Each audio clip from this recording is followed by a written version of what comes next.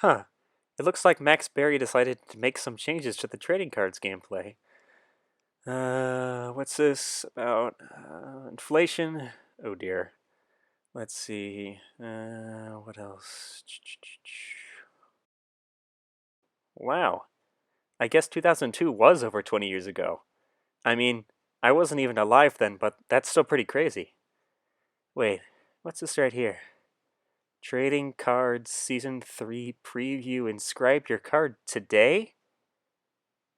Let's go! So yeah, I thought I was gonna originally make this just a video about the new Nation States Trading Cards update, but it seems Season 3 beat me to it. Never thought I'd say that. Actually, a lot of things beat me to it, because this video has been delayed a lot. Well, I suppose it's finally here, so there's no use beating around the bush.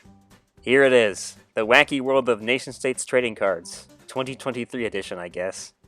First of all, here are all of the things that I said in my 2 previous cards videos that are now outdated because of the NSCards update or Season 3, starting with how trading card packs are gained, or at least the rates that they appear from answering issues.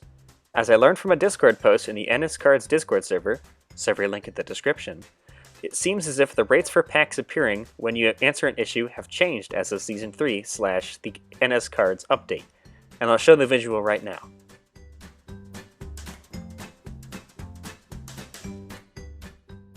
Next, the big change in how market value works.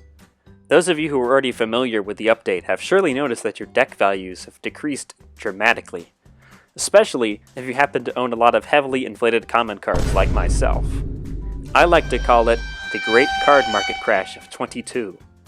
Well, anyway, this is because there are now new rules on how market value is calculated, and thus, with those new calculations, a lot of people's very inflated cards were reduced to the new, more moderate values, resulting in the largest market crash in nation-states history, at least to my knowledge. The biggest takeaway from this change is that it is now somewhat more difficult to inflate cards to as high as they were before the update, and there's good and bad to that. For the third change, I'll just read from the update post. In order to fund ongoing operations, the auction house now charges a modest fee on the sale of premium cards. A premium card is that which sells for more than 10 bank, and shall henceforth incur a fee of 10% of any excess. For example, a card that sells for 15 bank will net the seller 14.5 bank, since there's an excess of 5 bank, which is 10% of 0.5 bank. Auction fees are paid by the seller and deducted automatically. No fees are paid by buyers, nor by sellers of cards under 10 bank. Basically, what this means is that there is yet an additional roadblock to inflating cards, as well as transferring bank in large amounts. When selling a card for an amount very high above a card's base value, an auction fee will be applied to the seller and taken from the full amount they were paid by the highest bidder at the end of the auction. Unfortunate, but understandable. Lastly, and this is probably the best change from before, deck capacity has been completely revamped. Deck capacity has been, quote, geometrically scaled, which, for the life of me, I can't figure out the math of.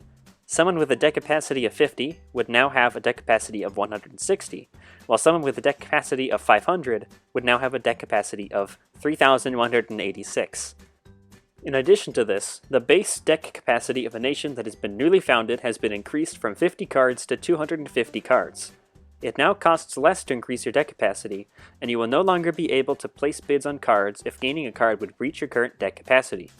Again, this is my favorite overall change, and I have absolutely no problems with this.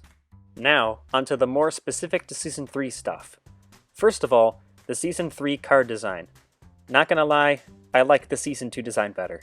I kinda wish there was a border going along each of the sides to frame your flag, instead of there being no border on most edges.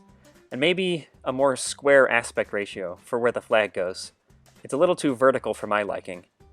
Some things that I do like about the Season 3 design are the subtle 20th anniversary references down near the bottom, and how the cards seem larger despite not really changing in size. Overall, I still think my favorite design is Season 2's, but that just might be nostalgia factoring in.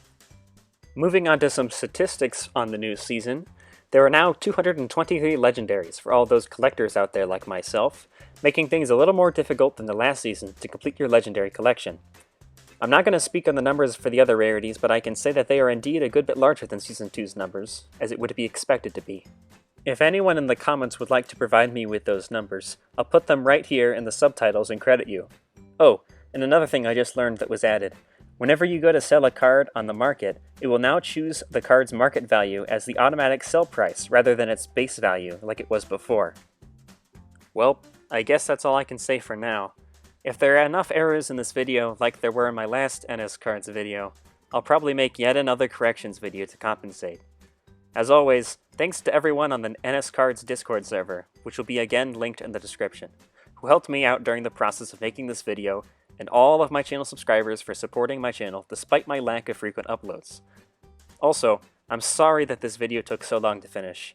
It took a lot of on and off work to get done because I was either too lazy or never had enough time to get it all done in one sitting. I had a lot of fun making this video, and I hope you had fun watching. I hope you all have a nice day, and remember, Hail Baloo.